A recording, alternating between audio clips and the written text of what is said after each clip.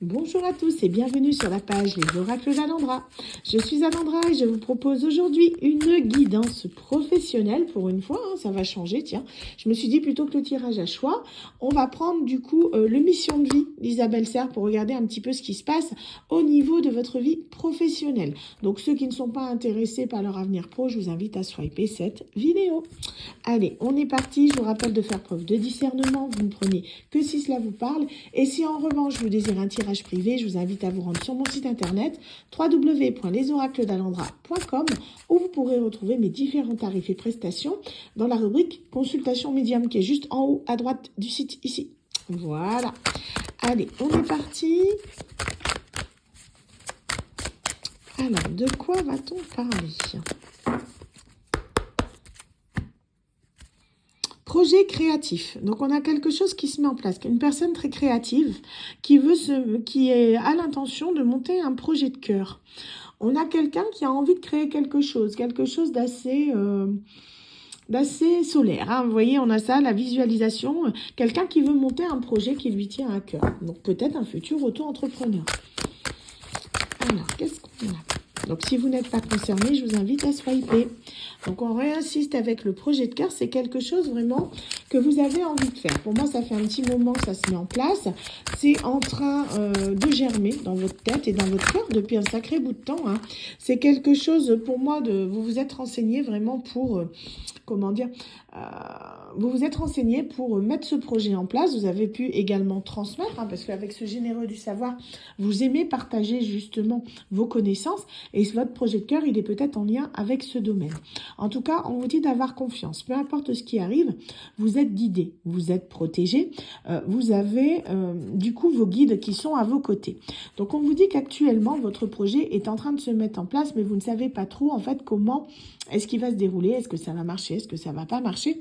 On vous dit que pour que votre projet fonctionne, il va falloir déjà dans un premier temps lâcher prise sur certaines choses qui vous pèsent et surtout transformer en quelque sorte votre projet. On vous dit pas de le changer totalement, mais d'apporter certaines modifications qui lui permettra d'être beaucoup plus viable et sans doute beaucoup plus léger de votre côté. On vous dit de voir les choses en profondeur, de ne pas rester dans la superficialité, dans le sens où voir que le beau côté des choses et ne pas gratter un petit peu le revers de la médaille. Parce que, voilà, il y a la façade, tout est beau, tout est joli, on voit une entreprise qui réussit, qui prospère, mais il faut voir tout le travail qu'il y a derrière. Hein. C'est pas simple. Vous voyez, même là, pour les guidances de voyance, il y a pas mal de boulot derrière. Hein. Ça se fait pas, juste je poste une vidéo et j'attends que ça se passe. C'est pas du tout comme ça. C'est pas aussi simple. Hein. Ça demande beaucoup d'investissement et de temps. Donc là, c'est exactement pareil. Il faut que vous voyez un petit peu tous les aspects de ce projet avant de pouvoir le mettre en place. En tout cas, on vous dit d'oser. N'ayez pas peur de vous lancer. Vous pouvez commencer dès maintenant à mettre les choses en place, à les acter. Pour moi, ça fait déjà un moment que ça germe dans votre tête, dans votre cœur. C'est quelque chose que vous avez pu parler autour de vous. Ça a pu créer même certaines jalousies de la part de certaines personnes qui envient peut-être justement votre créativité. Ces personnes-là, vous savez ce que j'en fais ? Hop, on les regarde pas, d'accord? Les jaloux, les envieux, on les dégage. Aussi bien les personnes qui vous envient, en général, c'est des personnes qui ne sont pas capables de faire ne serait-ce que le quart de ce que vous faites. Dites-vous ça. C'est pour ça qu'elles vous envient. Alors, ici, on nous parle de conquérant de la guérison. Vous êtes une personne qui a apporté beaucoup aux autres. Hein. On vous dit que là, vous êtes quelqu'un qui fait du bien autour de vous. Donc, votre projet, il est bien vu, il est protégé vis-à-vis de là-haut, dans le sens où c'est quelque chose qui peut apporter aux autres. Vous voyez, vous êtes dans cette notion de don, de don de vous-même, de don de temps, de don, pourquoi pas d'argent, hein, mais on est surtout sur quelqu'un qui, par son projet, par son entreprise, va faire du bien aux personnes, va permettre de les aider. Donc là, on vous dit que vous êtes une personne justement qui maîtrisait en quelque sorte ce sujet-là, qui permet justement d'apporter ce petit plus dans la vie des autres. Donc n'hésitez pas à le développer. Donc on vous dit de vous libérer surtout de l'auto-sabotage, dans le sens où ne pensez pas que votre projet ne fonctionnera pas. Si vous partez dès le départ perdant, forcément, ça risque de vous mettre des bâtons dans les roues.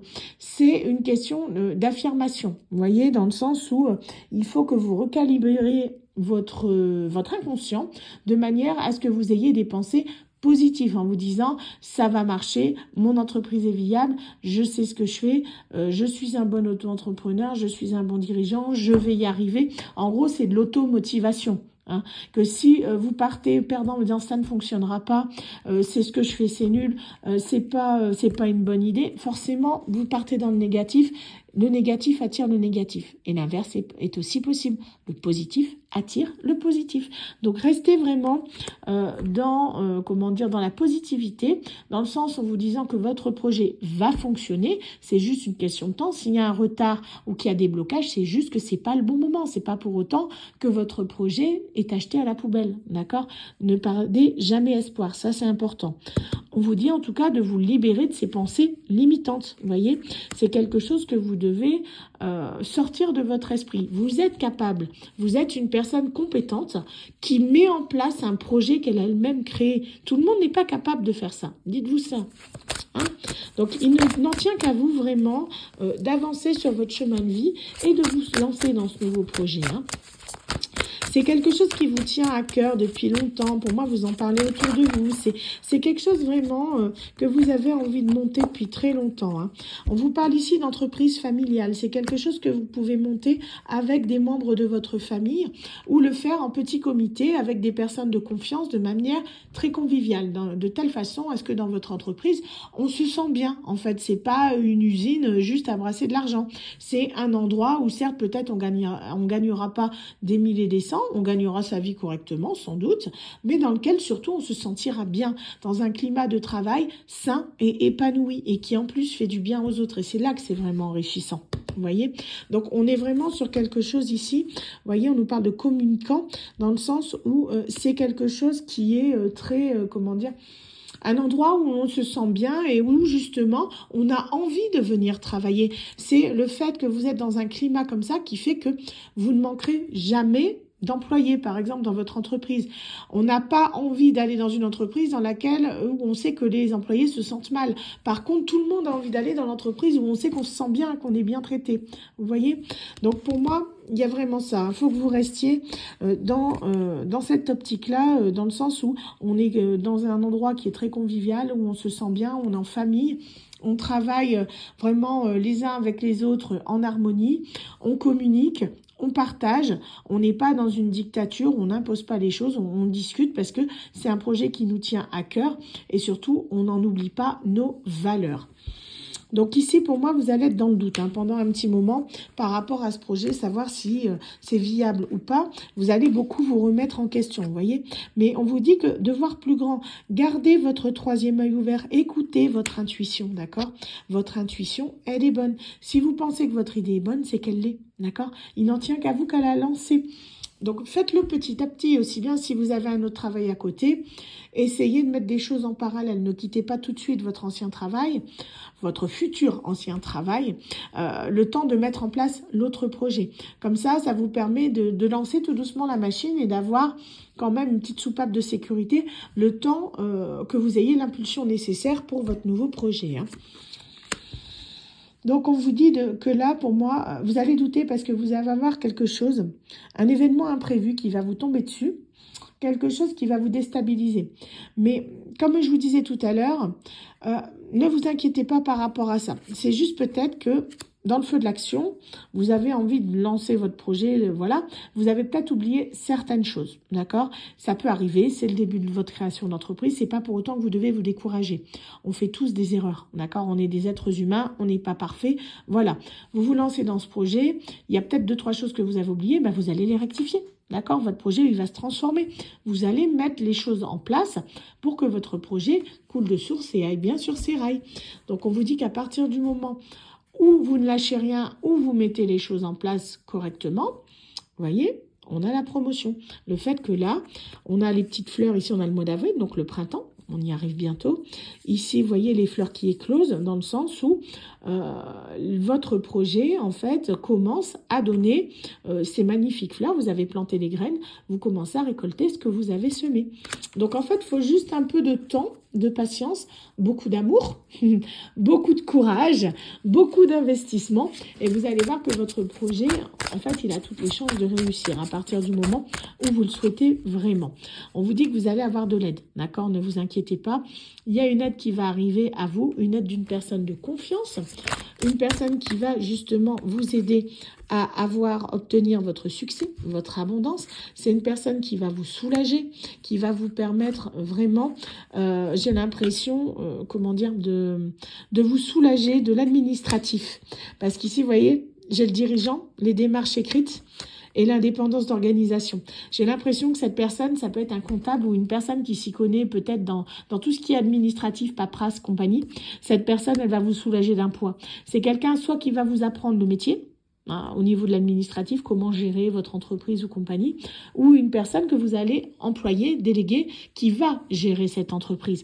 En tout cas, il y a vraiment cette notion d'une personne qui va vous ôter une épine du pied, quelqu'un qui va vraiment s'investir dans ce projet pour pouvoir, en quelque sorte, faire que ce soit viable et que vous n'ayez qu'à vous occuper vraiment de la partie, on va dire, vivante du projet, pas tout ce qui est en amont derrière.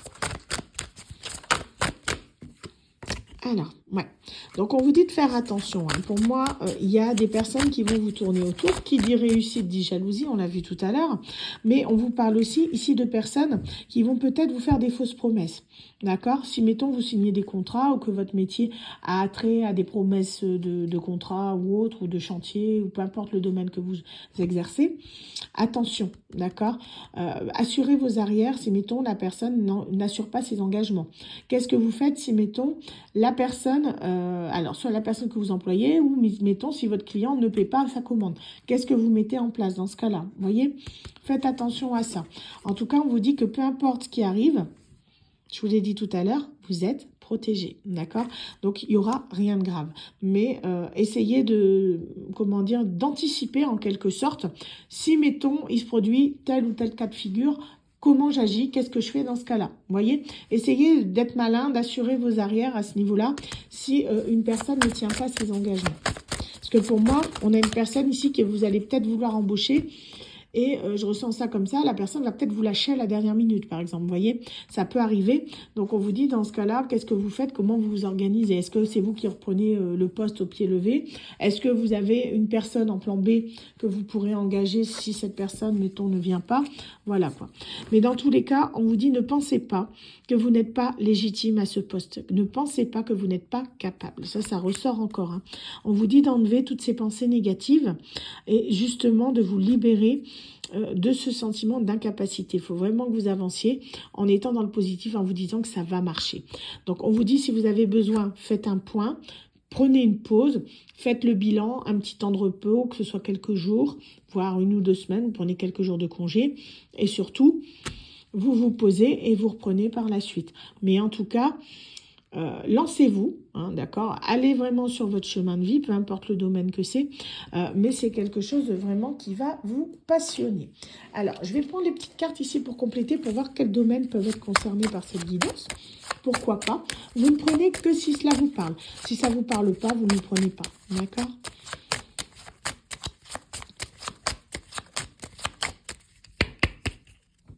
Alors là, je prends le Work in Love, du coup, pour compléter.